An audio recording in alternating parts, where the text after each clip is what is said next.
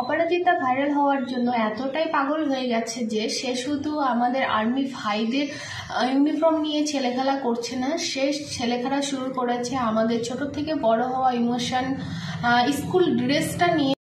সবাই প্রতিবাদ করছে আর্মি ভাইদের ড্রেস পরে রাস্তায় ধেই করে নাচ করছে, সেটার কিন্তু শুধু প্রতিবাদ করলে হবে না, সে যে স্কুল ড্রেসটা পরে রাস্তায় ধেই করে নাচছে সেটারও প্রতিবাদ করতে হবে। আমরা অপরাজিতা ছোট ছোট বাচ্চাদের কি শিক্ষা দিচ্ছে যে স্কুল ড্রেস পরে স্কুল বন্ধ করে রাস্তাতে ধেই করে নাচতে হবে, সেটা কি শিক্ষা দিচ্ছে? আমাদের জবাব চাই, ওকে বলতে হবে।